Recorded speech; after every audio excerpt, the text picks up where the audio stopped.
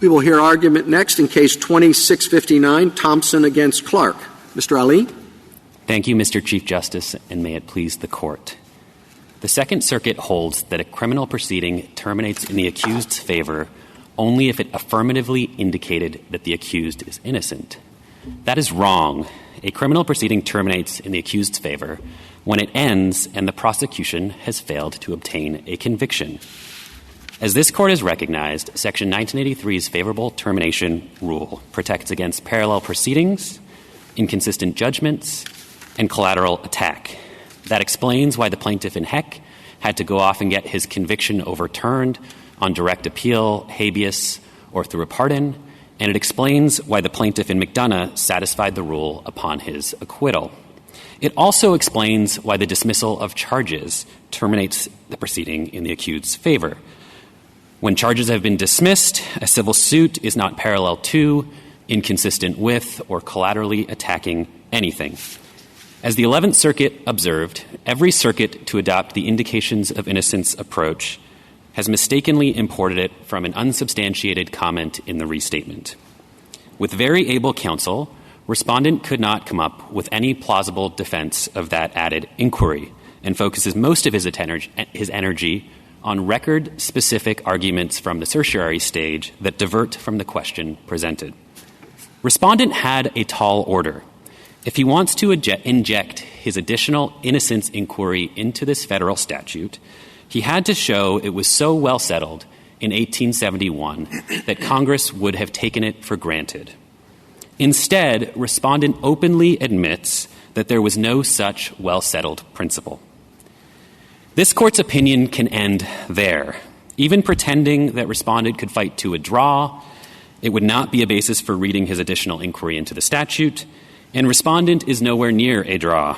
As the 11th Circuit detailed, all jurisdictions except for Rhode Island adopted petitioner's rule and understood that the dismissal of charges terminates the proceeding in the accused's favor. I welcome the Court's questions if there are any. Mr. Ali, before we get to the termination issue, favorable termination issue, don't we have to address whether or not there actually can be a malicious prosecution case or claim based upon a Fourth Amendment seizure? So I don't... An unreasonable seizure under the Fourth Amendment. So this Court held in Manuel that there is a Fourth Amendment claim for unreasonable seizure pursuant to legal process. And that is the claim that is before this Court. And I want to be very clear on this. Petitioner is not asserting a standalone malicious prosecution claim. Respondent before this Court now at the merit stage is asserting some sort of confusion in that respect because respondent used the malicious prosecution label that is used throughout all of the circuits. As Chief Judge Pryor put it, that's the shorthand for this Manuel claim. So, we think the Court has already decided that the claim exists, Your Honor. But the role that the analogy to malicious prosecution plays in this case is a particular one, and I'm happy to address that, Your Honor. Please. Yeah, so our position is that the Fourth Amendment does not have a favorable termination element. This is not an argument that we import the elements of malicious prosecution into the Fourth Amendment. But Petitioner brought his Fourth Amendment claim, his claim under Manuel, using the vehicle of Section 1983.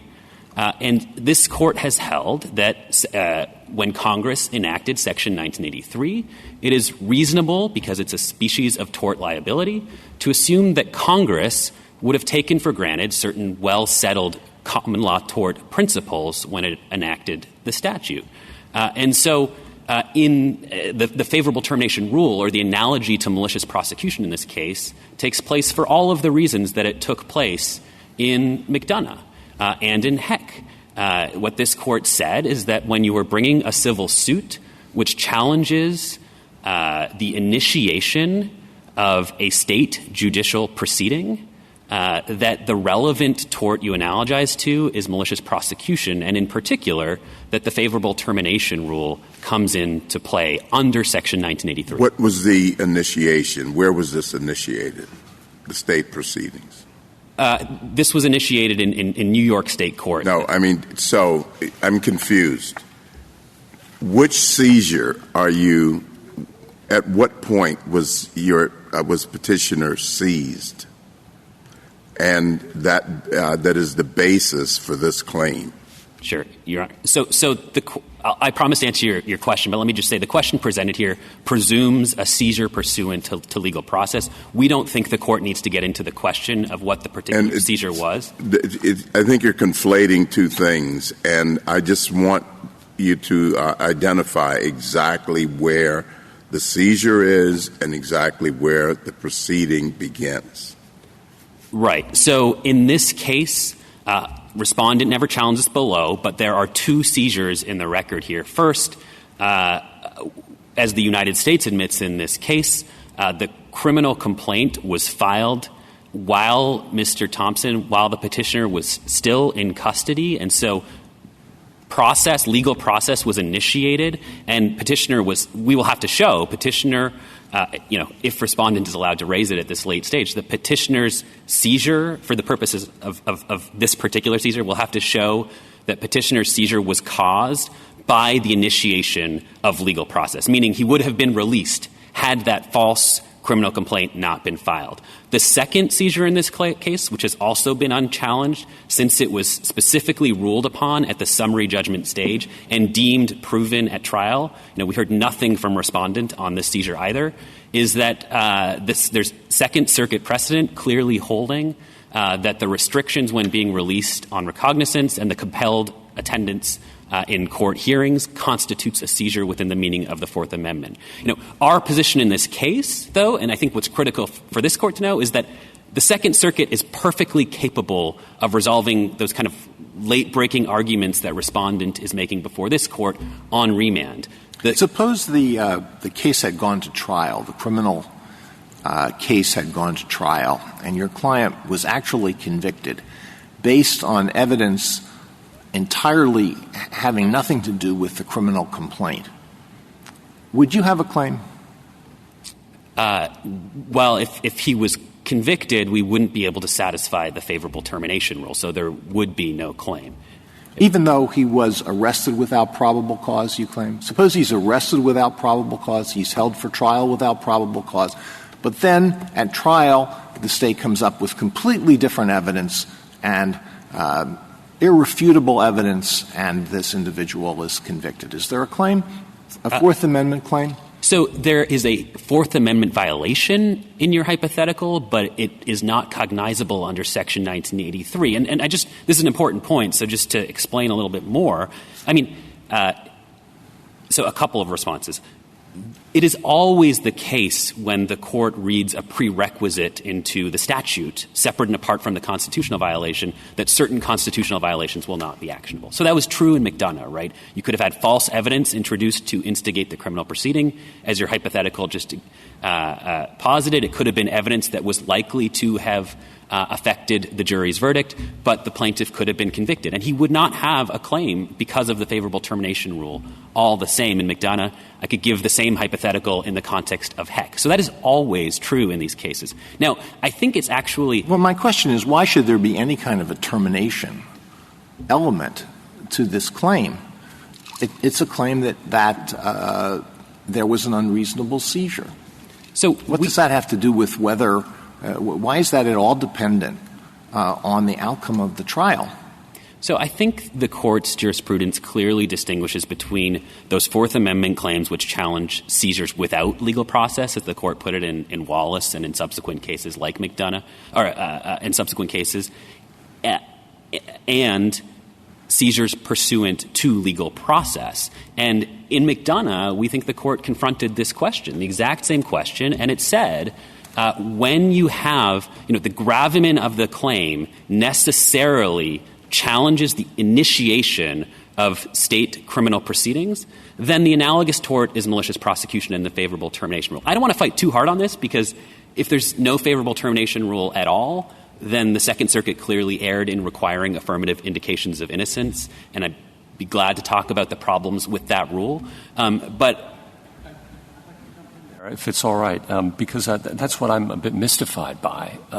If the Fourth Amendment doesn't require termination at all or malice, Why would you fight those things? Wouldn't it be easier for your client to say it's a false imprisonment claim, starting whether by judicial process or by arrest, as in this case, and it was unlawful from the start? We'll take the win on the alternative grounds. We think the best and, really only plausible reading of this case is that there's a favorable termination rule. And we think that the interests that the court identified in McDonough are actually significant, right? So you actually want to have to prove favorable termination. You're just quibbling over what that termination should look like. How favorable it has to be. You say not so favorable, they say very favorable. But right. You're willing, you want to prove that. And you want to prove malice, too? Well, Your Honor, I think that the inquiry would be different for malice, right? That, this is and let me come back to your first question as well, but just because you haven't malice, fought that, though. Twice. I mean, malicious prosecution, has always required proof of malice, and you don't seem to dispute that. And you seem to be making it awful hard to prove a Fourth Amendment claim. Well, Your Honor, I think we have to remember that we're engaged in interpretive inquiry here. And I think really I'm very concerned about that, too. And one of the things I've noticed is this Court's never recognized a malicious prosecution claim under the Fourth Amendment. And it's reserved the question a couple of times now, at least. Isn't it time that we answer that before we decide what the elements of that claim should look like? I think the Court can very comfortably say all the parties agree there's no standalone malicious prosecution claim under the Fourth Amendment. I don't think that answers the question before the Court. Hold on. That was a big moment there, I think. So you agree that there is no standalone malicious prosecution claim under the Fourth Amendment? In which you just pull in the torts of malicious prosecution into the Fourth Amendment. Okay. We don't believe the origin of this favorable termination rule is the Fourth Amendment. It is the analytical framework that the Court clearly set out in Manuel and that Chief Judge Pryor adopted, right? Okay, you have your claim is a Fourth Amendment claim, right? Yes. And you want to import into that an element from the tort of malicious prosecution, right? The Fourth Amendment has no favorable termination element, just like the Due Process Clause has no favorable termination element or no probable cause element, right? That was McDonough. The Court didn't say we're importing the favorable termination rule into Section 1983, and that means you now have to prove an absence of probable cause under the Due Process Clause. It's the same. I think that's conflating the inquiry. Does it have any kind of a termination element? Does termination have anything to do with it? Well, okay, so the interpretive inquiry that we're engaged in here says that this is a species of tort liability enacted by statute. So it makes sense at the first step, to assume that Congress would have assumed that certain prerequisites that existed at common law would be read into the statute. Now, this is where we get to the malice question, which is a different question, because the second stage, which the Court set forth in Manuel and which Chief Judge Pryor also applies, is that you have to look at whether that well-settled principle is consistent with the statute that Congress actually enacted, meaning the purpose and values of the Fourth Amendment. The Court, I think, would come to the different conclusion in the context of reading malice into Section 1983 because the Fourth Amendment itself says reasonable, objective inquiry. And so it's pretty hard to square a malice requirement. So you don't think we should have malice, and you don't think we should have a favorable termination requirement. And so why wouldn't we just have a Fourth Amendment, as in Manuel, claim? Most analogous might be a false arrest. So, Your Honor, I want to be very clear here. I don't think there should be malice or Fourth Amendment read into the Fourth Amendment. I do believe that one brings a claim of unreasonable seizure pursuant to legal process, just like when one necessarily challenges the initiation of legal process under the Due Process Clause, that Congress would have assumed, and I think this is just McDonough, would have assumed a favorable termination rule, and that rule is consistent with Section 1983. So we do think that the best reading of this Court's case law is that there's a section that there's a favorable termination rule. And if I could come back to just... You don't want it to be just false arrest, though, because you lost the false arrest claim in this case. Your Honor, I think it's pretty hard at this point to get to false arrest as the analogy. I mean, the Court said that at bottom, the reason that the Due Process Clause claim, the assumed due process claim in McDonough was analogized to malicious prosecution was that it was undertaken pursuant to legal process. That was the language in McDonough. And Heck said, I mean, it's pretty clear, the common law cause of action for malicious prosecution provides the closest analogy to claims of the type considered here because unlike the related cause of action for false arrest or imprisonment, it permits damages for confinement imposed pursuant to legal process. There's a misfit, I think you're acknowledging, between the Fourth Amendment and this kind of malicious prosecution kind of claim that the courts of appeals have generally recognized. But I think you're telling us, well, just muddle along with that and don't worry about it because that's not the question presented. Is that an accurate summary of what you're suggesting? We think it's pretty clear that for the reasons stated in McDonough, the favorable termination rule exists. We do think, and I think I'd like to bring the court back to the question presented because I do think that the common law adopted a very, very clear rule here that is easy for courts to apply, right? 2 functions for the favorable termination rule. First function, let's try to avoid parallel litigation of probable cause and guilt. How do they resolve that? The solution is require that the proceeding be over. Second function, let's avoid inconsistent judgments and collateral attack of judgments. How do we ensure that that function is met? Let's require that there have been no conviction at the end of the proceeding. Very straightforward rule. We don't think that's an accidental thing. As Justice Scalia pointed out in his Eck majority, the reason the court turns to the common law is because those rules were developed over the centuries. Well, that's true. I'm now slightly confused because I usually read briefs, and I thought the question presented, I didn't know about all this 1983 business.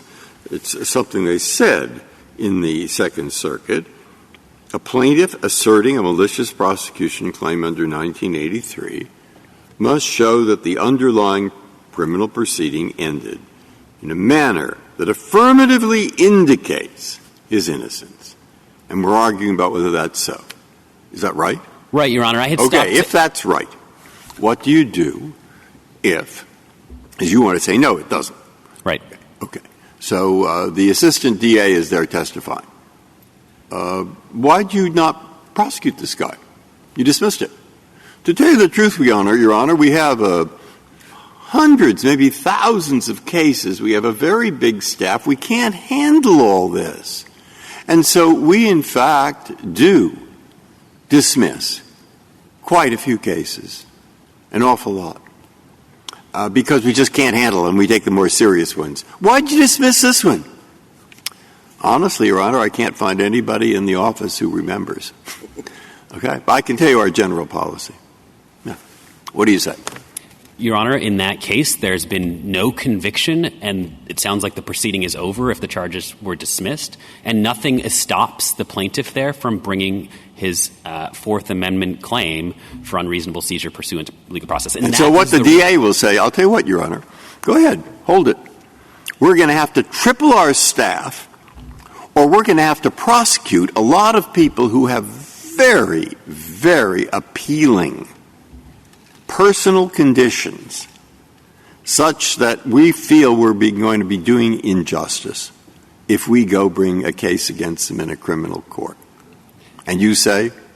Your Honor, the favorable termination rule was never intended and never served the function of filtering cases that are, have foundation or don't have foundation. So we think that, the manner of dismissal can go to whether there was probable cause or not. The example you gave to me sounds like it would be pretty neutral as to whether probable cause existed or not, but it would not foreclose a civil suit. Just one more question, counsel. You do not embrace the Lasker test, right? We do. Well, but it seems to me you're focused much more on finality than assessing whether that finality is consistent with innocence. So, Your Honor, the Lasker test was that there's no requirement of an indication of innocence, and what you were looking for was whether there was a judgment that is inconsistent with innocence. And this is important. It takes place at a categorical level, and Chief Judge Pryor says that. He several times says, inconsistent with innocence, that is, it ended in a conviction or admission of guilt. And you say in your brief that the best thing that can happen for a defendant is to have the charges dismissed, right? Yes. Well, what if they're dismissed pursuant to an agreement that says, okay, you were the number 2 person in this vicious gang and you've killed 5 people and all that, but we want you to testify against the number 1 person. And in exchange, we're going to dismiss the charges. Is that consistent with innocence? Well, Your Honor, it's a dismissal, and it's a pretty good thing for him, I guess, but I don't think anybody would look at that and say, that's not inconsistent with your innocence. Under our test, the dismissal in that case would be a favorable termination.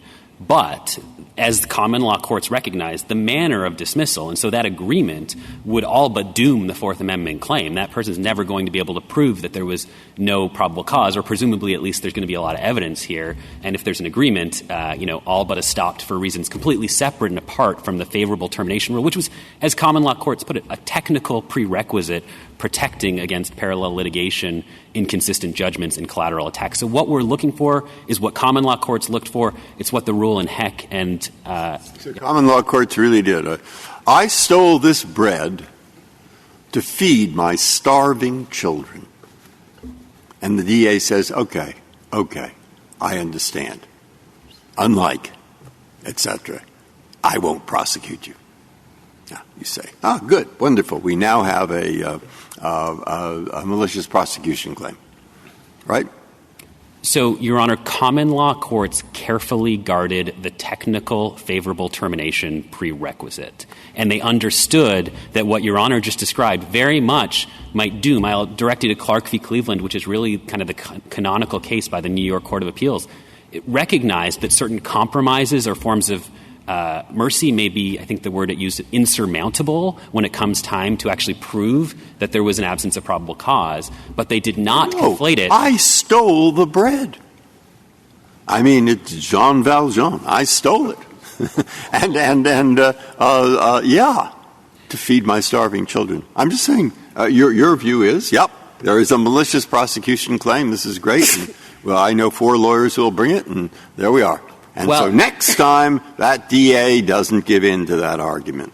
Well, remember, Your Honor, everyone here agrees that petitioner's going to have to prove his claim. He still has to prove the absence of probable cause, he has to prove causation, and he has to overcome, had it not been asserted, the defense of qualified immunity. Thank you, Justice Thomas. Anything further? Justice Alito? As I understand what happened, your client was arrested without probable cause, and eventually he was held for 39 hours and then released on his own recognizance. And sometime during that period, the criminal complaint was filed. Would he have been released any sooner had the criminal complaint not been filed?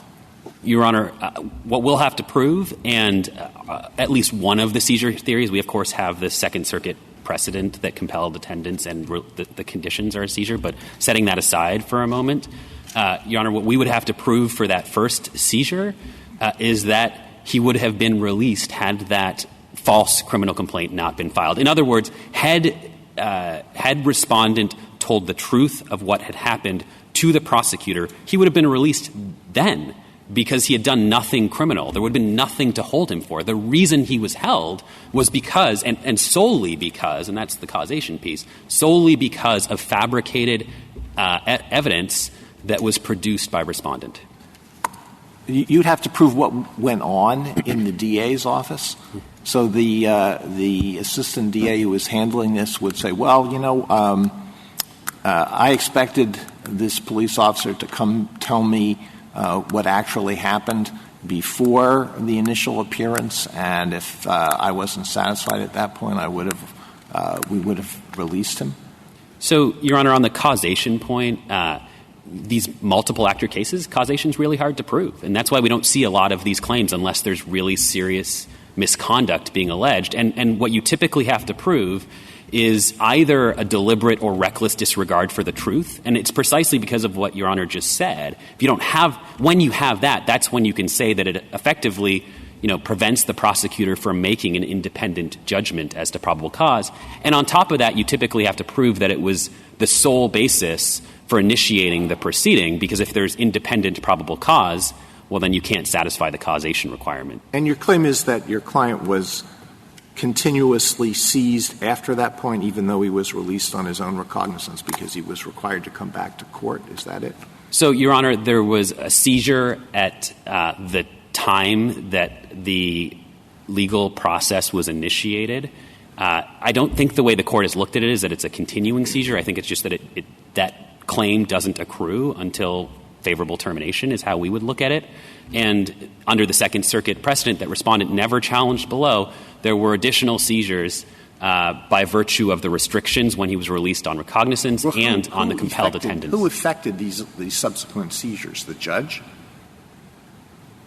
Under the Second Circuit case law, what's the theory? Is that Your Honor's question? Under the correct understanding of the law, as you are explaining it to us, who effected the seizures that occurred after the initial appearance? So, Your Honor, I think that the best authority this Court has on that is Justice Ginsburg's concurrence in Albright. We don't think the Court should get into any of this. Remember, just last term, the Court decided a question about what seizures meant, and it took 50 pages of historical analysis to get to that result with a divided opinion. This is an issue that Respondent just injected to the case in the first instance in its brief in opposition. We think what we need from this Court is a resolution of the question that was decided by the Court of Appeals, whether there is an affirmative indications of innocence requirement under Section 1983 so that we can move on and litigate these questions about the merits. Am I to understand you correctly that what you're claiming is a Manuel-type fabrication of evidence to initiate the charges? Yes. And how are you not doomed by your adversary's fair trial claim where the jury found probable cause to arrest? Pardon my ignorance, but I thought that the jury there was charged that any probable cause to arrest on any charge was enough, and the jury voted for respondents. Right. So why doesn't that doom you here? So, Your Honor, I just want to be precise because there are two claims. So you first mentioned the fair trial claim, which is the due process claim. And that claim doesn't turn on probable cause at all. There was no instructions related to probable cause with respect to the fair trial claim. That arises on a due process standard, which turns on things like materiality at trial, which have nothing to do with a Manuel claim, right? So if the jury concluded that the fabricated evidence would not have likely affected a jury's verdict at the criminal trial, that would be a basis for rejecting the fair trial claim. It would not at all be a basis for concluding there was probable cause at the time that petitioner was seized. So they're just two different constitutional claims addressing two different things. Where probable cause came in, Your Honor, was with respect to the false arrest verdict. And, both the false arrest verdict, and I'll note these are, again, all arguments that are being raised at kind of a late-breaking stage here that we think the Second Circuit is perfectly capable of dealing with. But the false arrest and the unlawful entry claims that Respondent refers to, all of those were assessed from before the officers even entered Mr. Thompson's apartment. When you have officers responding to, on Respondent's own terms, what was kind of an ongoing child abuse claim, the fact that the jury might have found probable cause at time one with that information does not at all establish that there was probable cause, many hours later when the false criminal complaint was filed. It doesn't even necessarily relate to the same crime. All of these side claims that Justice Gorsuch and Justice Alito have asked you about, whether there is a Fourth Amendment claim, all of those issues, those have not been addressed by the Second Circuit. They were not raised below, correct? That's right. Respondent's theory has kind of shifted throughout this. It was Respondent and the Second Circuit who actually grounded all of these requirements in the Fourth Amendment below, and we were arguing, no, they don't come from the Fourth Amendment. There's no favorable termination rule or malicious prosecution tort in the Fourth Amendment. So we were advocating Justice Gorsuch and Justice Alito's points below, and we've stuck to the clear line of kind of this Court's jurisprudence, which finds that when a claim necessarily challenges, for good reason, right? We're talking about challenging an ongoing state judicial proceeding, that you analogize to the tort of malicious prosecution and require a favorable termination. Justice Kagan? Mr. Ali, you said in your brief, and then you repeated it here in your opening statement, that if the common law courts were divided on the nature of the favorable termination rule, you win. And I'm just wondering why that's so. Why is it that if there's a draw as to the common law, we don't say, okay, the common law doesn't tell us much. We have to think about the Fourth Amendment and its purposes and our precedent respecting it. Why do you win if there's a draw on the common law? So, Your Honor, I think it depends precisely on what the draw is about. I made that in context of the question presented, where what Respondent, what the Second Circuit has put forward is that there's an additional inquiry, right? It's not just that it's got to be terminated and that it kind of terminates in favor of the accused in our sense, right? That that there was no conviction. Everybody agrees that at a minimum those are required. But what they're saying is there's also this additional inquiry into innocence. So this is where the mini-trials come into play.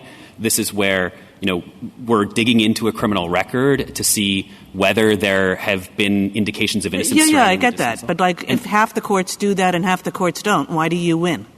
Well, because what we're doing here is interpreting a federal statute. And if respondent wants to come forward and say, well, this federal statute has this additional requirement, I think he's got to have a statutory hook. And one of those statutory hooks, the only one we could think of, the one the Second Circuit thought was there, but it mistakenly replied on the restatement, was that was well settled at common law.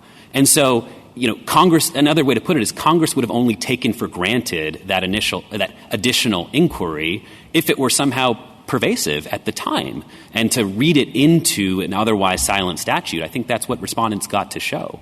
It doesn't really matter at the end of the day because, as Chief Judge Pryor put it, we've got the well-settled principle. The vast majority of courts at common law applied our rule, and only Rhode Island applied respondents' rule. Justice Gorsuch? Decide what the elements of a malicious prosecution claim are under the Fourth Amendment if we're not sure such a thing exists.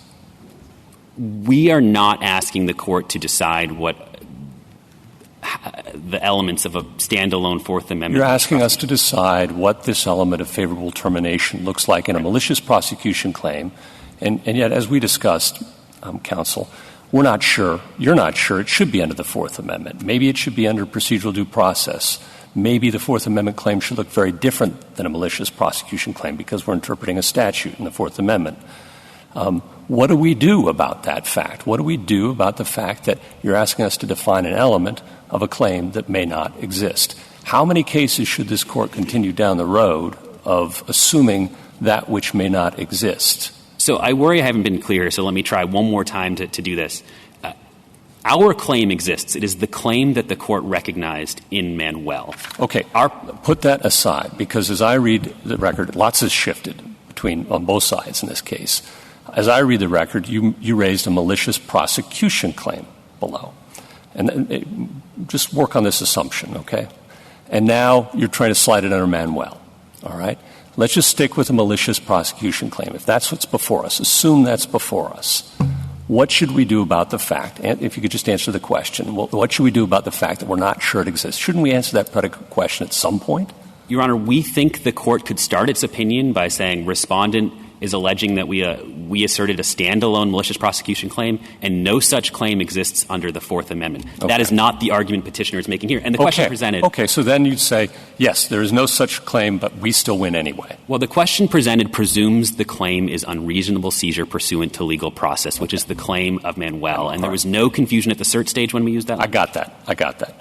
Is part of this about the accrual rule for statute of limitations purposes, that a malicious prosecution claim doesn't accrue until dismissal? And that's advantageous.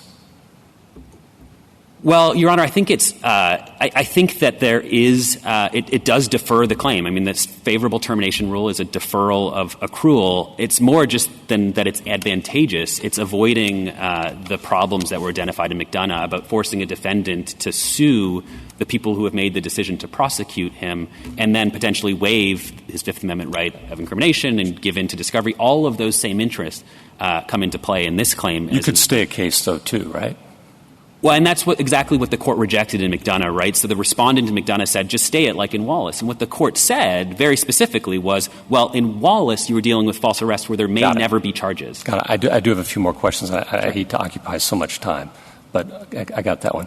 Well, why didn't your client bring a malicious prosecution claim under New York law in state court, where the favorable termination requirement is just exactly as you describe it? Well, Your Honor, because Section 1983 permitted him to sue under the Fourth Amendment. I understand, but we all have choices in pleading, and I'm just curious, is there a reason why he didn't pursue it in state court with a more advantageous legal rule? I actually don't know. I wasn't involved at the trial stage. I'm not sure why the decision was made. Sometimes plaintiffs do assert. No, that's fair enough. Yeah. And then Manuel, why isn't this different than Manuel? Because here your client was seized by an arrest in the first instance, whereas in Manuel that question was reserved, and the court decided where the seizure took place in the first instance by judicial process. There's a footnote reserving just this case. Yeah, that's right, Your Honor. I think in footnote 3, that's right, Manuel says that it's not going to decide precisely when legal process started, and we don't think the court should decide it here because respondent never raised the issue until its briefing to this court. And, as I noted, But would you agree he was seized by an arrest in the first instance? He was seized by an arrest in the first instance and then seized pursuant to the initiation of legal process when the false criminal complaint was what held him over. Well, a complaint can be filed whether or not someone is seized, right? You can file a complaint against a free person. Right. I guess, Your Honor, what I'm saying is that for us to succeed on our Manuel claim, we're going to have to show that it was a seizure pursuant to legal process. We accept that. We, of course, also have, like I said, the Second Circuit's precedent that was also unchallenged. And then the continuing seizure theory that we'd have to purchase if we're also buying the malicious prosecution tort of the Second Circuit. The theory is, as I understand it, that your client was seized even when he was released on his own recognizance and for the entire period until the completion of trial. Is that right? The Second Circuit precedent on that respondent never challenged says that the travel restrictions that automatically apply upon release, upon recognizance, and also consistent with Justice Ginsburg concurrence in Albright. Again, we don't think the court should get into any of this. It's a hard question. Right, but if we buy malicious prosecution, if we endorse this tort, part of it, at least in the Second Circuit and some others, is that you're seized even when you're released on your own recognizance, right? Well, I don't mean to fight the premise, Your Honor, but I don't think the court has to buy into any of that. The court can simply accept, as respondents did throughout this entire proceeding, that there was a cognizable seizure here, and the Second Circuit can decide whether respondent waived that argument or has stated something. Your position is going to be that he was continually seized through trial, right? Yes, we believe respondent forfeited. With respect to those seizures, he forfeited any challenge. And just to finish up, on that theory, are people also seized even when they're given a citation but free to go, released on bail, who receive a civil process for a subpoena to appear at trial? Are those persons seized? Your Honor, I think the reason the bounds of that rule hasn't been litigated in this case, and I can't answer your question, is that respondent never raised it below. And so we're proceeding under the unchallenged Second Circuit precedent. We, of course, also have the seizure that undisputedly took place between the time that the criminal complaint was filed and that the hearing in this case took place. Justice Kavanaugh? Mr. Ali, the tort of unreasonable seizure pursuant to legal process, do you accept that requires the plaintiff to prove the elements or some of the elements of malicious prosecution, including absence of probable cause?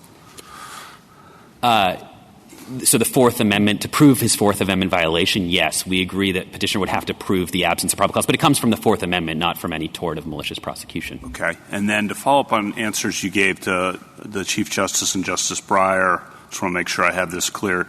Your answer to the floodgates argument on the other side is that there really won't be a floodgates problem if we don't stick with the Second Circuit and the other circuits' rule because of two things. One, the absence of probable cause requirement, and two, qualified immunity. Is that accurate summary? And also, as I discussed with Justice Alito, the causation requirement, which actually does a lot of work in these multiple actor cases when you're suing a police officer.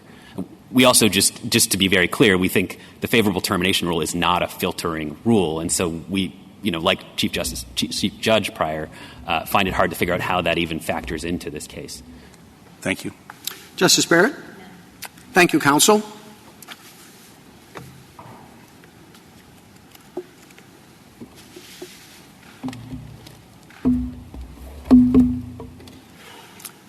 Mr. Ellis? Mr. Chief Justice, and may it please the Court. At common law, the favorable termination element served three purposes, namely avoiding collateral attacks on criminal proceedings through civil suits, avoiding parallel proceedings over guilt and probable cause, and avoiding inconsistent criminal and civil judgments. Because Petitioner's Section 1983 claim, like a malicious prosecution claim, though not exactly a malicious prosecution claim, challenges the validity of a criminal proceeding against him, incorporating a favorable termination element would well serve those purposes, and in the government's view, the Court of Appeals was right to require Petitioner to show that the criminal proceeding against him terminated in his favor. The Court erred, however, in requiring that termination itself indicate innocence. That additional requirement finds virtually no support in the common law of 1871. It does not serve the purposes of the favorable termination element, and it would be inconsistent with the purposes and values of Section 1983 and the constitutional right that petitioner asserts. The Court of Appeals' decision should therefore be reversed. I welcome the Court's questions.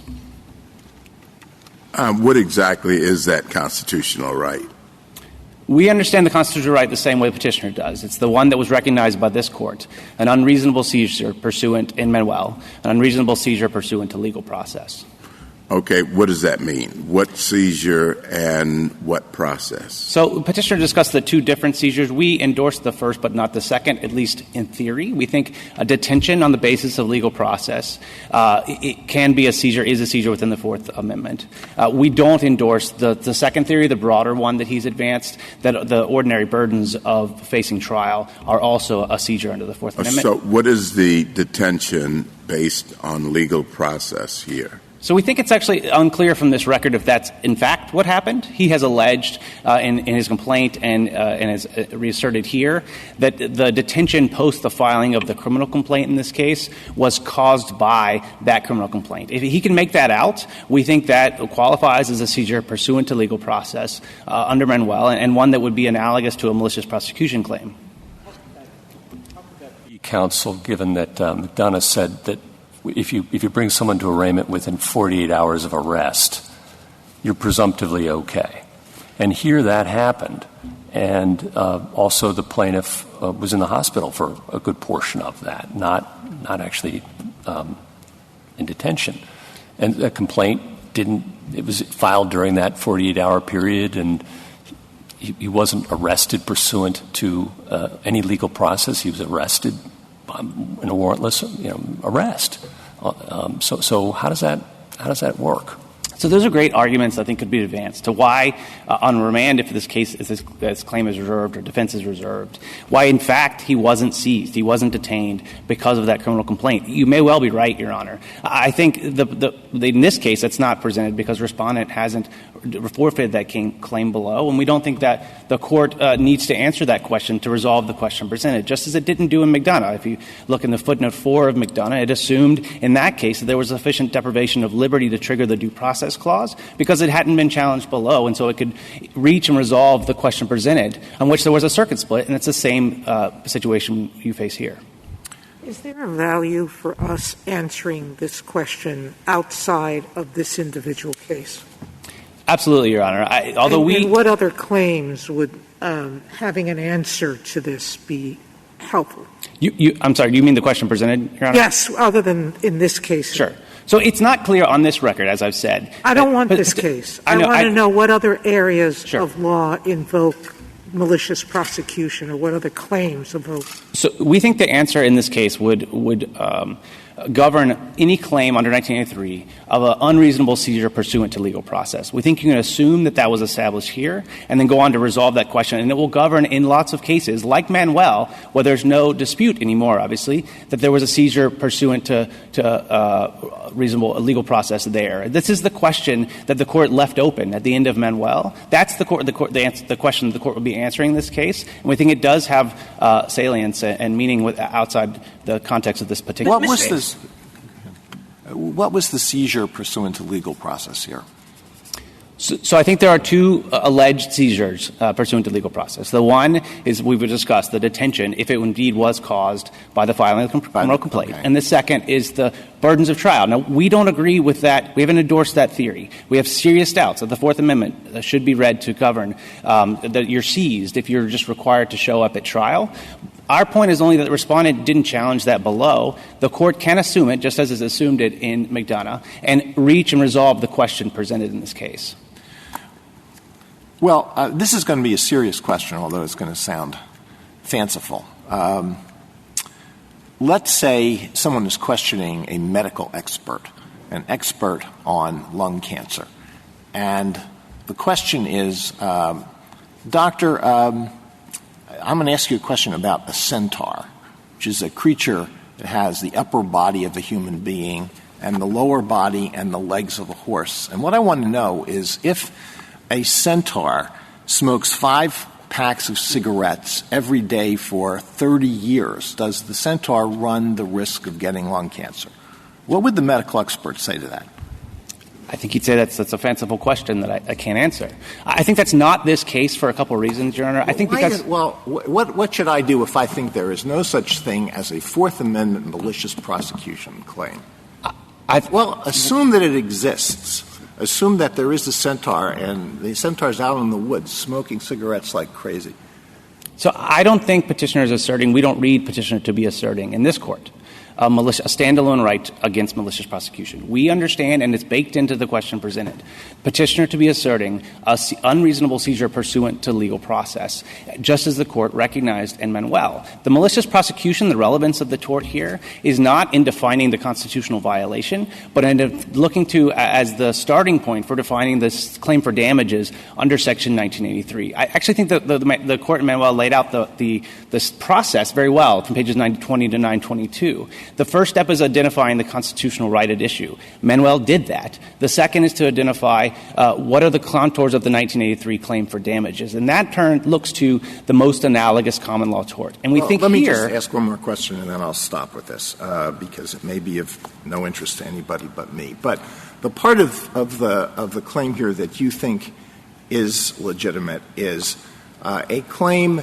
that the respondent that the petitioner was seized pursuant to legal process for the period of time between the filing of the criminal complaint and his release on his own recognizance. That's what's at issue. And you want us to say that for that claim that he should have been released after, let's say, 30 hours instead of 39 hours, there must be a favorable termination to the subsequent criminal prosecution. That's what your position is?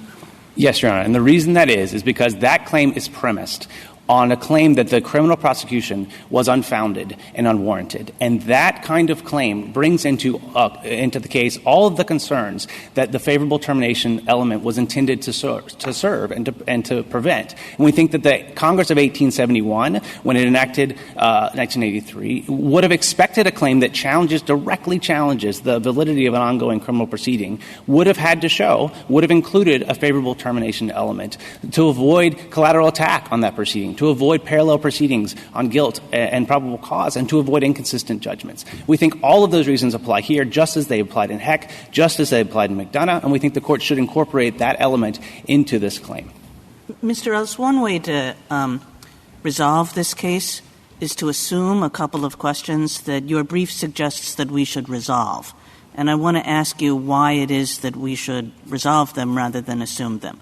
I mean, as you said, Manuel identifies the constitutional claim, and then Manuel says, look, our standard practice when we have a 1983 suit raising that claim is to ask what the most analogous claim at the common law was. And as to that question, Manuel says we're not deciding, we're going to kick it back down, nobody's really addressed that. Now, it turns out almost all the circuit courts have answered that question by saying, the most analogous claim is the malicious prosecution, the old malicious prosecution claim, and that comes with a favorable termination rule. And then you have a split growing out of that, which is like, what is that favorable termination rule?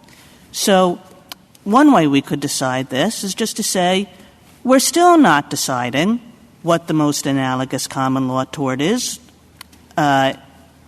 We're just sort of going to assume what basically every circuit court has held, which is that it's the malicious prosecution tort, which is the most analogous, and that comes with a favorable termination element.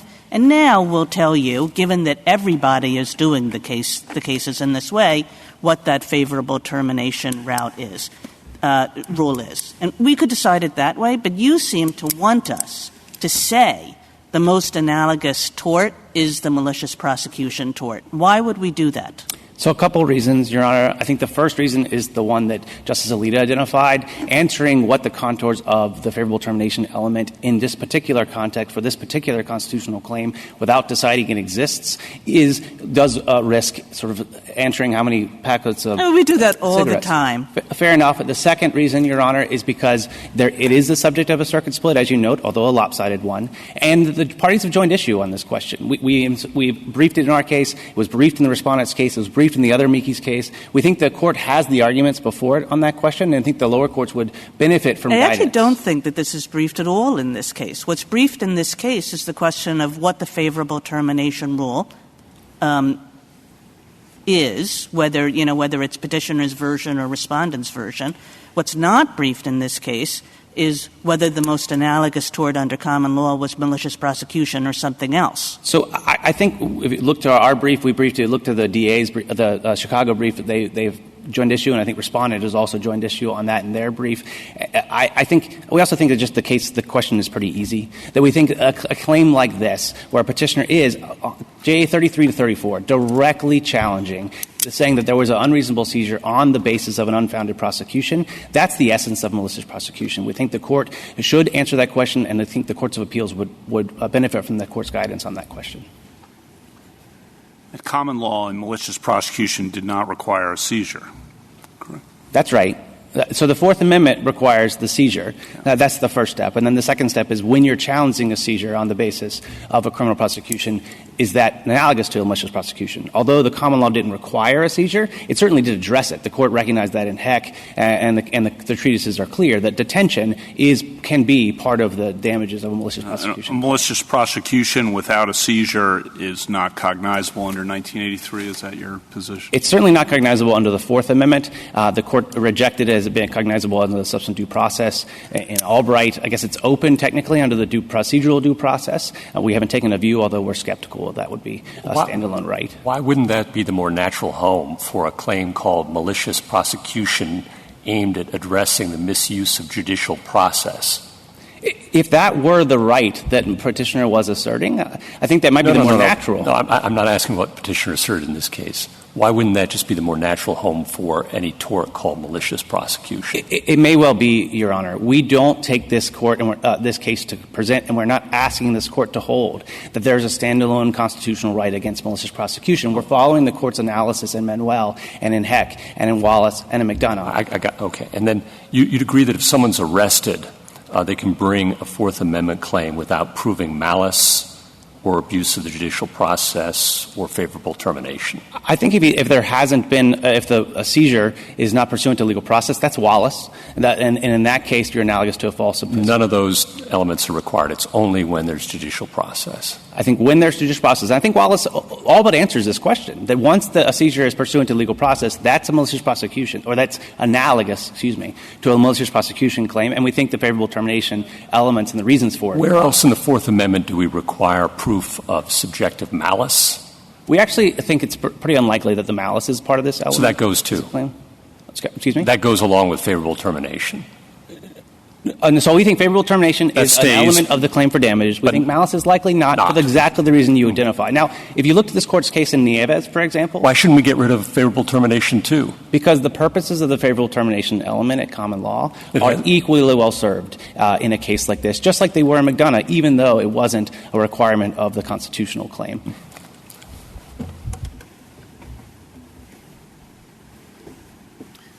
Justice Thomas, anything further? Nothing further, Chief. Justice Alito? Ms. Kagan? Justice Kavanaugh? I just have one question. So we look to analogous common law torts in deciding what's cognizable under 1983, and you just told Justice Gorsuch essentially that you just want to pluck out favorable termination because it makes sense once process is started for all the reasons we have said in this line of cases. Where does that come from, then? If we're saying that this tort isn't really analogous to malicious prosecution as it existed when 1983 was enacted, Why would we just pluck out that one element because it made sense? So we do think it is analogous. We think it's analogous because the gravamen of the claim, the petitioner's claim, is precisely the gravamen of a malicious prosecution claim. We think that would presumptively bring in the rules for a malicious prosecution claim, but there's a second step. And that second step is asking whether a particular element or rule is consistent with the values and purposes of Section 1983 and the constitutional right that he asserts. If you reject the malice requirement at that stage, and I think you likely would, it would be because that element is inconsistent. It is sort of fundamentally inconsistent with the Fourth Amendment in a way that we don't think the 1871 Congress would have anticipated that element to be a part of the damages claim. But the favorable termination element, by contrast, serves all the same purposes and presents no fundamental inconsistency. Indeed, it serves other valuable constitutional purposes. And so we think that it's in for that reason, and malice is likely out for the other. Thank you. Quick question. Do you or the government have any idea of how many approximate malicious prosecution claims against states or of the subdivisions are brought in the United States every year? I don't have the numbers, Your Honor. I think if you're talking about the floodgates argument, though, Your Honor, I would just point to that there are other elements, and we think that the qualified immunity and probable cause, other things that stop frivolous claims. We think there's reasonable concerns for obvious reasons. We just don't think the favorable termination element is intended to serve that purpose. Thank you, counsel.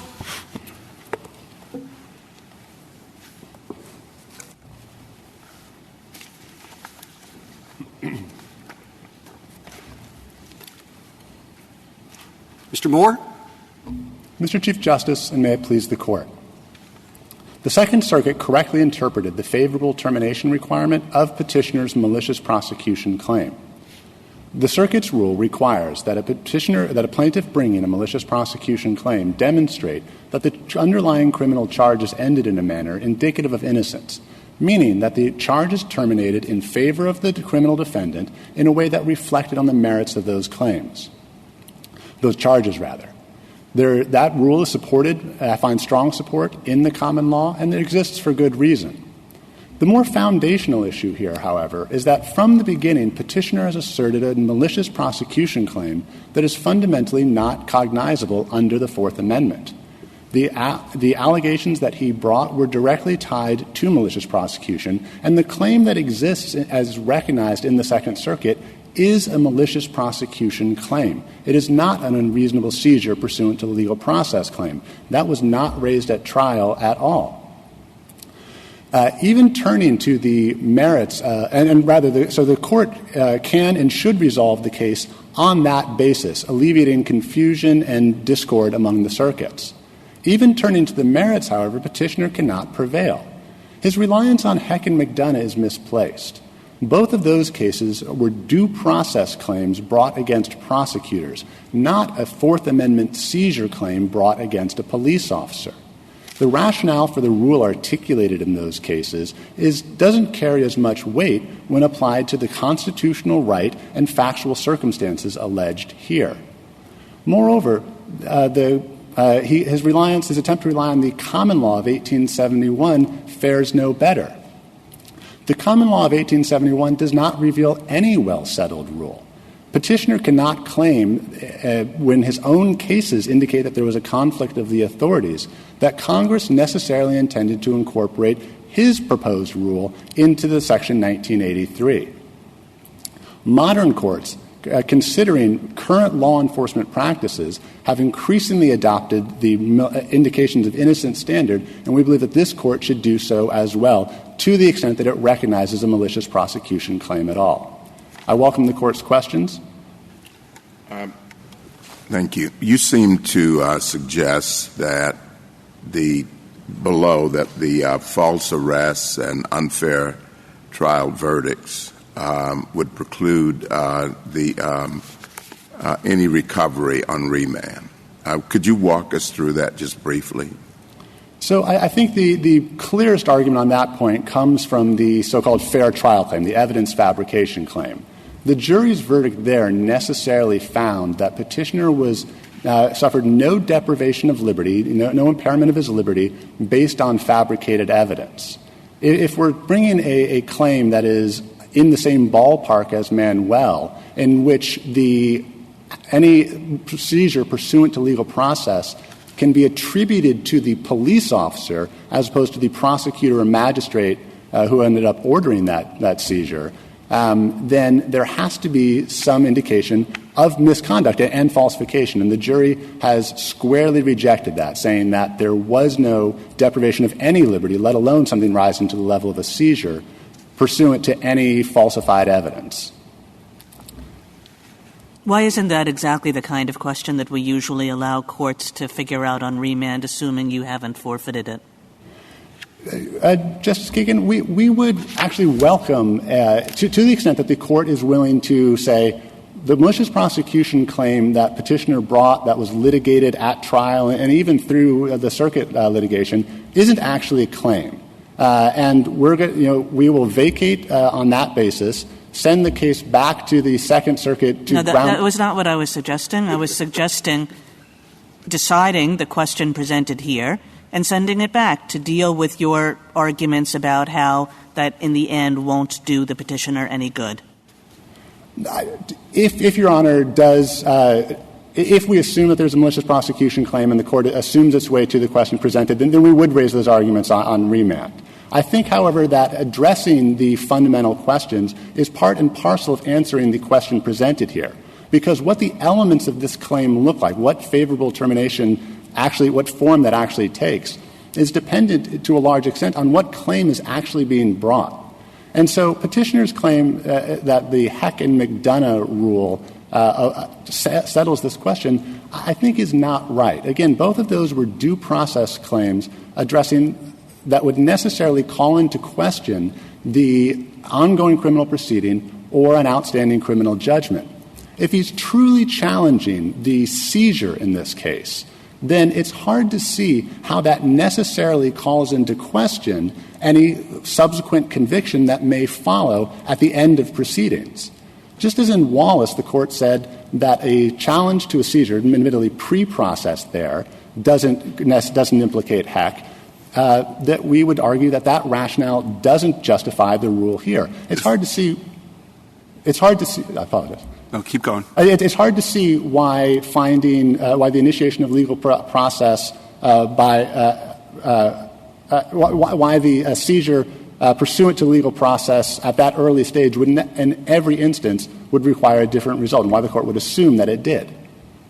If we just focus on the question presented for a moment and just isolate that, your proposed rule requiring indications of innocence would seem to have the perverse consequence of ensuring that some of the most deserving plaintiffs, those who were falsely accused and whose cases were dismissed early on, could not sue unless they could dig into the prosecutor's mindset, whereas those who went to trial could sue. And what would be the sense of having an upside-down rule like that, or do you disagree with the premise of that?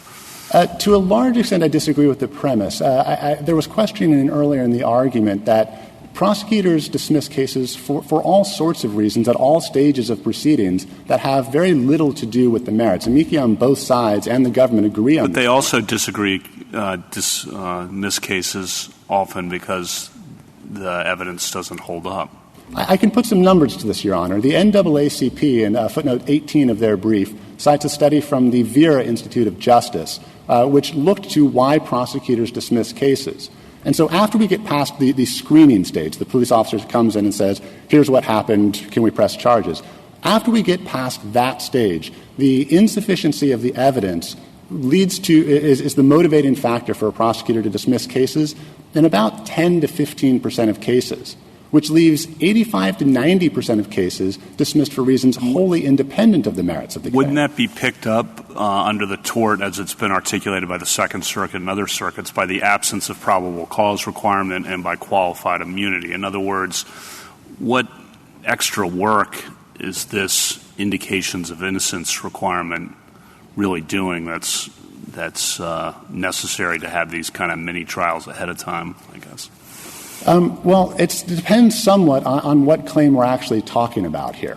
If we're talking about a malicious prosecution claim, the work that it does is it connects the element of the claim to the party who's actually being sued. So if we're talking about it's ultimately the prosecutor, not the officer, who decides how to terminate that claim. And it would be an unusual element to have to place an element in the volitional control of an actor who is not the actual defendant in the case, and the prosecutor is immune. So requiring that there be some reflection on the merits in that favorable termination element, it provides some connection between the element of the claim and the party who's actually being before the court. If we're looking to a more broadly to a Fourth Amendment claim, the advantage that it provides is a more administrable link on causation issues. What about the point that Chief Judge Pryor made that there really wasn't such a requirement at common law, and so the courts that have maybe mistakenly relied on the restatement second have just been mistaken in importing this requirement into the tort?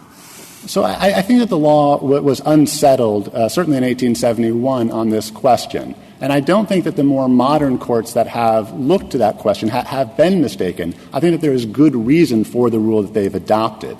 And that does, again, serve that purpose of providing a link between the officer conduct and the actual elements of the claim, the conduct at issue, and that sort of early and more easily discoverable filter.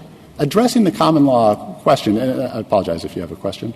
Well, if we think it's thin or maybe a drawl on the common law, you want to answer Justice Kagan had articulated that question. In other words, what showing needs to be there, and who has the burden of making that showing? Burden might be the wrong word, but right. So the question presented poses two alternative rules. And the fact that one may not have been well settled under the common law of 1871 doesn't necessarily mean that the other rule was well settled.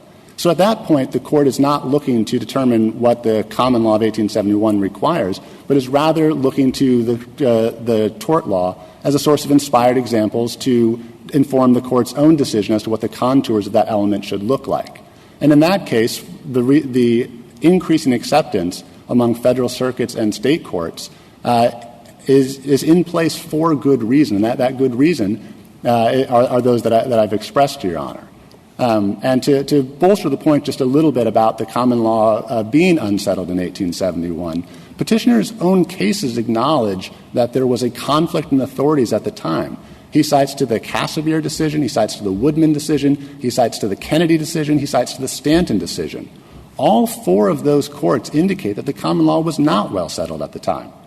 That's not a basis to conclude that, in fact, the rule was well settled in his favor. No, but assuming that's a wash, look, the actual practices, I think, don't they suggest the contrary of your position? I mean, you have to show that there was no probable cause for the arrest. That's what he alleges. So there's no probable cause. And then you have to show that it was terminated, the proceeding, in his favor.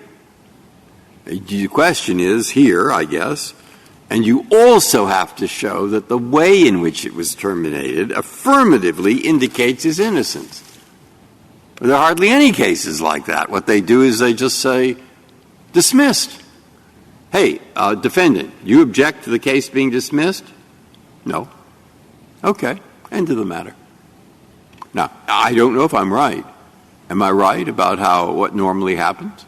Yeah, normally happens. It's not. All right, if that normally happens that way, then what's this affirmative indications of innocence doing there? After all, it seems as if almost all the states and everybody else in many of the states, they've gotten along for years without it. And it hasn't, in my wonderful example of Jean Valjean, just hasn't turned up once. So what are we doing with this extra requirement here that can never be met? Not overstated, hardly ever, and et cetera. And what Justice Kavanaugh said was, what's the answer to that?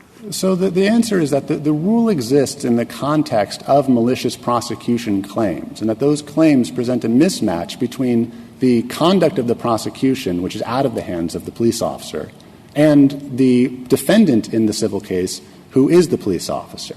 And so courts have been given that division, which was not in place in 1871.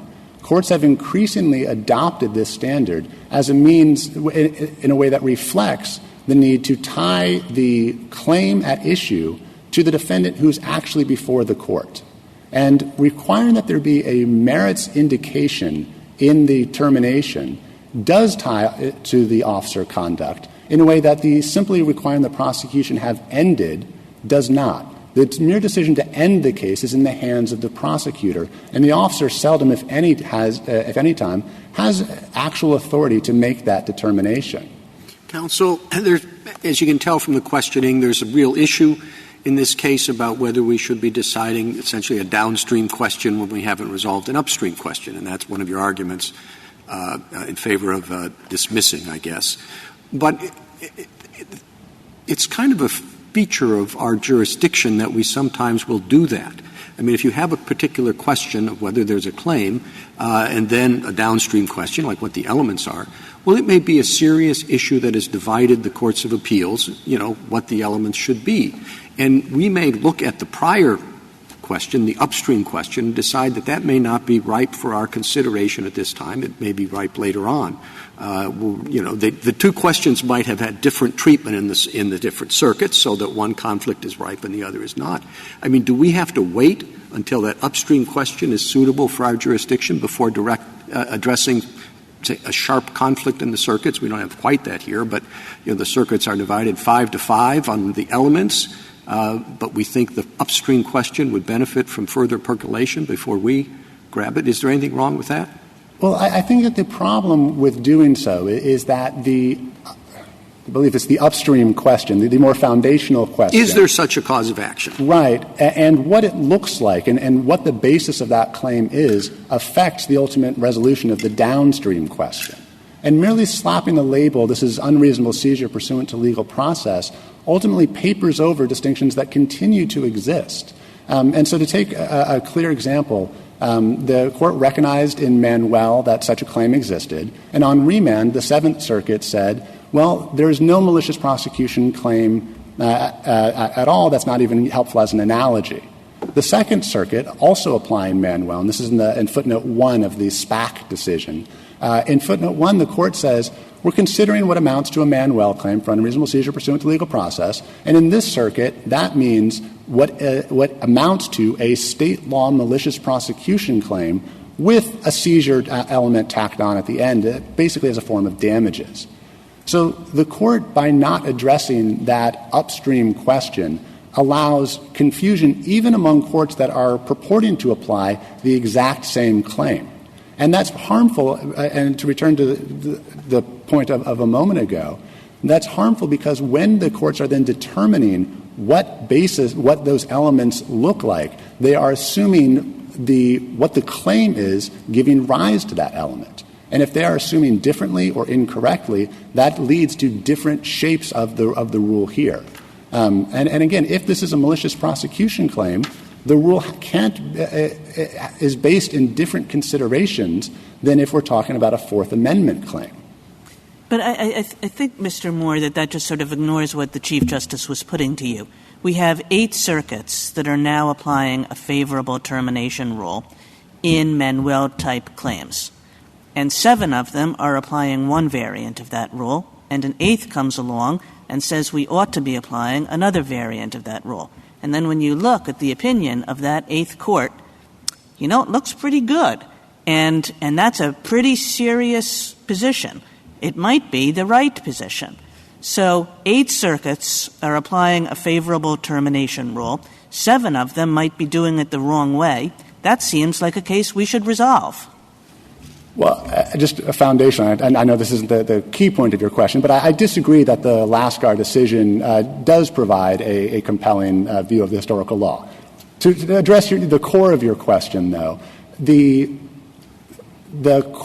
addressing that upstream question, the actual foundational question, in many ways can help resolve the downstream effects that follow.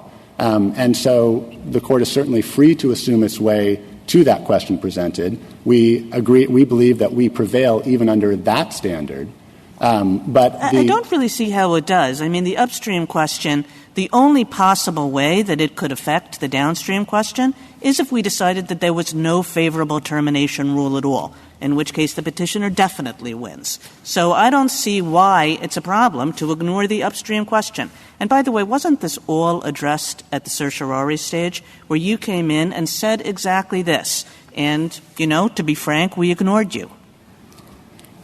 You did grant cert in this case. Hopefully now you have the opportunity to address the issues that I don't take the grant of cert to mean that these issues are entirely off the table.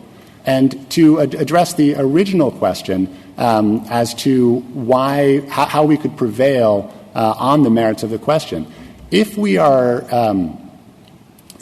talking about a malicious prosecution, the reason that it matters what the answer to that upstream question is, which is that petitioner bases his explanation for the rule entirely on Heck and McDonough. But again, if we're actually challenging a seizure point, that doesn't really hold true. And to highlight that point, the court should consider the instance of an arrest made pursuant to a warrant. As the court noted in Manuel, that would constitute arrest pursuant to legal process. But an arrest pursuant to a warrant, it's hard to see how that necessarily calls into question a conviction that occurs down the line. And so the basis for his rule that only the finality and consistency and collateral attacks are at issue doesn't hold if we're actually challenging if we're actually talking about a Fourth Amendment issue. It only applies if we're talking about a common law malicious prosecution claim, a standalone malicious prosecution claim that he agrees doesn't exist. He says everybody agrees that doesn't exist. And so if that's... Was that really true? If we resolved the upstream question, Justice Kennedy 27 years ago said it should find a home in the Due Process Clause. Wouldn't that be open to us to so hold, as Justice Gorsuch also mentioned? Standalone malicious prosecution? Yes. I may have gotten carried away with my rhetoric. There's the possibility that a standalone malicious prosecution claim could potentially exist, potentially under procedural due process. But that's certainly not the claim that was brought here. And this is where the issue of the due process claim that petitioner lost at trial on becomes particularly salient, because that claim wholly encompasses any conduct that could be at issue in a reform. Yeah, well, you're back now to the facts of this case, and I take that. But on the upstream question, it's not clear you'll be better off if we resolve that in terms of the law. In other words, there might be more avenues available for someone to sue, namely a standalone malicious prosecution that does not require you to also establish a seizure, just a malicious prosecution under the Due Process Clause. So that may result, and frankly, under the Second Circuit's precedent, many of the due process claims overlap so significantly that I don't know that we'd be worse off. I do appreciate Your Honor's concern for us on that point. I think best route for the court to take in this case would be to clarify that the standalone malicious prosecution claim that the Second Circuit recognizes is not, in fact, a claim, and that the claim properly understood has to be grounded in Fourth Amendment concerns, and that requires an actual seizure.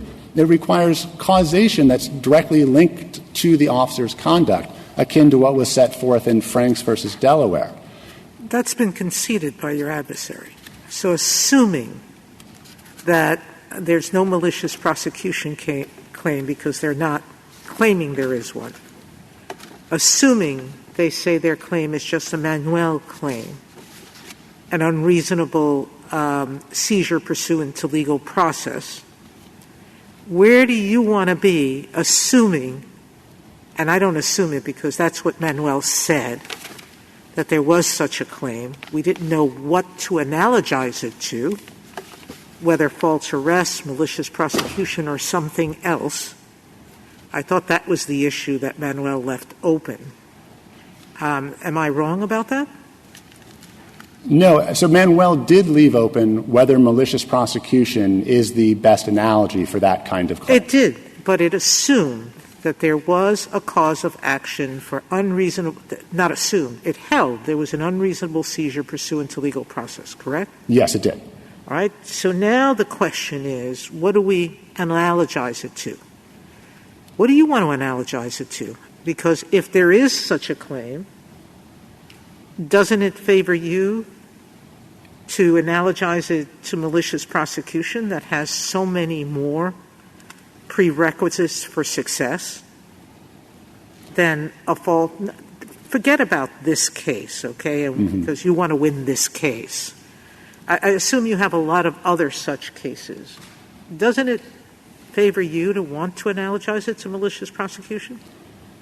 It very well may. I think that it is a difficult question. It's one that the parties have not briefed. The various amici have touched on it. The City of Chicago is the most in-depth treatment of that subject. You haven't addressed it because you've addressed the question presented, which is what are the elements of a malicious prosecution claim? That's right, Your Honor. That's what's been addressed here. So why don't we answer what's been addressed?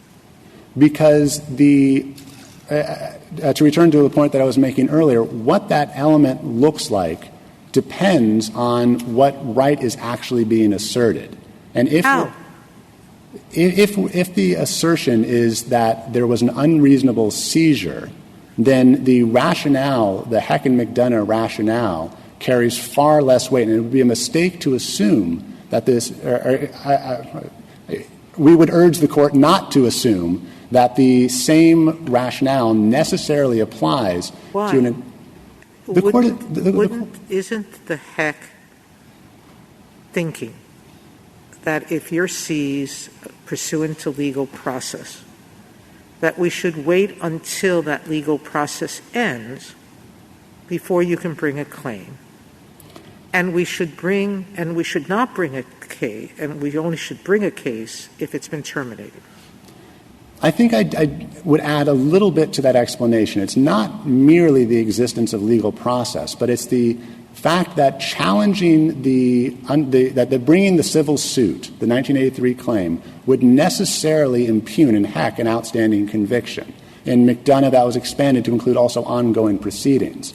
But a challenge to a seizure, and again, particularly if we're talking an arrest pursuant to a warrant, does not necessarily challenge that aspect. That it does not challenge and necessarily impugn an ongoing proceeding. It doesn't necessarily impugn any outstanding criminal conviction. I believe Justice Alito raised the point earlier that you could imagine a situation in which evidence came along later that either exonerated or completely led to the conviction. But that's true of any case.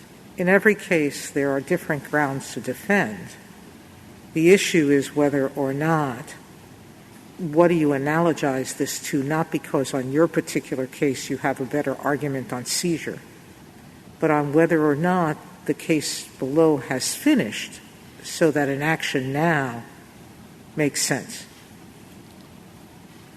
So I take Your Honor to be saying that it would be a almost case-by-case inquiry as opposed to looking No, it's not a case-by-case inquiry. The point is, case-by-case, there are different defenses. In some, you might defend the seizure prong. In others, you might defend the probable cause. In others, you might defend on qualified immunity. On this one, you chose to defend on favorable termination. So the question here that you're choosing to defend on is, what is a favorable termination? Correct? Yes. And so if that question is common to all, maybe not in dispute in some, but common to all, why don't we just answer that question? I don't think that the element would necessarily be common to all. And I think that a due process claim where the ongoing proceedings were necessarily impugned might implicate Heck concerns and thus bring that rationale in, whereas a seizure claim would not. And if those are different, if there are different claims implicating different rights, then I think that we can't safely assume that in all of those cases, in any case where there is legal process, it's necessarily going to require the exact same treatment of the elements. All right. Thank you. Given that the rationale for petitioner's rule doesn't necessarily apply to the claim that he is now claiming to bring, given that the common law is at best unsettled in 1871 and in the modern era is trending increasingly toward favoring a merits-based determination, we urge the Court to affirm the Second Circuit's rule of the malicious prosecution elements to the extent that the Court does not decide to rule on the basis that the malicious prosecution claim petitioner brought simply does not exist under the constitutional provision that he claims. Thank you, counsel. Justice Thomas? Ms. Sotomayor? Okay. Justice Gorsuch? Two quick questions, I hope. First, whether I answer the upstream question or the downstream question, I have to be interpreting the Fourth Amendment here, right? Yes, Your Honor. Okay. And if I don't think the Fourth Amendment speaks to any of this, second question, because it doesn't speak to process, it doesn't speak to malice, and it doesn't speak to favorable termination, isn't that potentially, as you were discussing with Justice Sotomayor, a much more favorable set of rules for plaintiffs in the mine run of cases?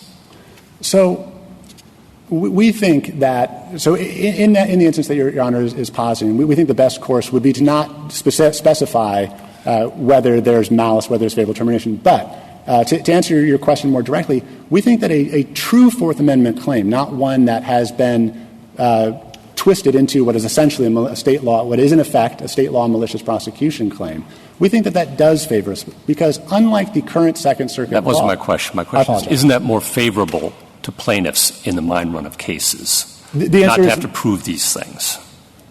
I don't think so. And if I may explain, the reason I don't think so is that a true Fourth Amendment claim is not going to have much of the malicious prosecution underbrush that currently plagues the Second Circuit's case law on the subject. And so we're confident that a true Fourth Amendment claim with an actual seizure requirement, with actual causation, that we will prevail, certainly in this case and in the mine run of cases, when the analysis is properly understood. Justice Kavanaugh? Justice Barrett?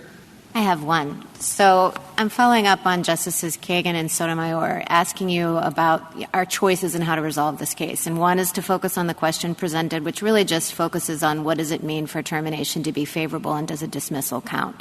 Or we can, talk about the upstream issue that you've devoted most of your brief and most of your argument. So I wonder if it's fair to infer that you think that your assessment of the case is that you're on relatively weaker ground on the question presented about what counts as a favorable termination, and that you think your stronger argument is the upstream argument. We think that we prevail on either ground. We think that the more helpful — Which is your stronger argument? We think the stronger argument is that that the claim petitioner brought, which is as pled and as argued, a malicious prosecution claim. The upstream argument. The upstream argument, yes. that is not a claim that exists under the Fourth Amendment. Thank you. Thank you, counsel. Thank you. Rebuttal, Mr. Ali?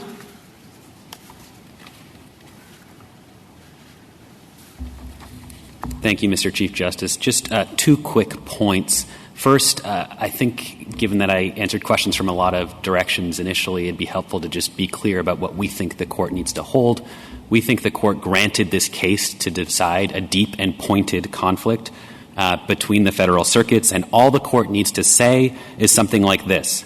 The Second Circuit decided this case on the basis that the favorable termination rule we have applied to certain Section 1983 claims requires indications of innocence. It does not. A criminal proceeding terminates in favor of the accused when it ends and the prosecution has failed to obtain a conviction. That's the thrust of it. That's 3 sentences, 2 if you like semicolons.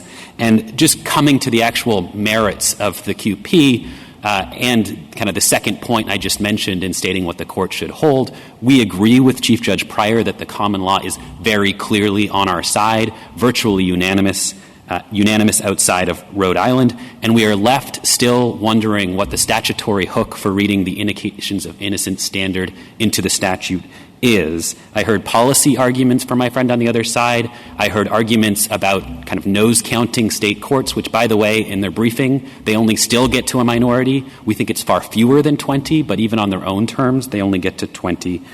And the choice is between a clear rule that was developed over centuries at common law and is categorical, or a rule that requires federal courts to hold these civil mini-trials in which they are looking for something that courts don't even know what it means. It's quite extraordinary, right? Federal courts, circuit courts, lower courts usually just understand their task to be to apply the precedent. In this instance, we've pointed to a number of panels of federal judges and district court judges who have said, we have no idea what this thing means. We're actually just going to skip the question entirely. In the Southern District of New York case we cite, the court says, we're actually just going to go straight to trial because I don't want to decide this question and get into the sticky issues unless I really have to. We think that's pretty extraordinary. We think the court should adopt common sense that a criminal proceeding terminates in favor of the prosecution when it gets the conviction that it sought. A criminal proceeding terminates in favor of the accused when it doesn't. If there are no further questions, we ask that the court reverse and remand for further proceedings. Thank you, counsel. The case is submitted.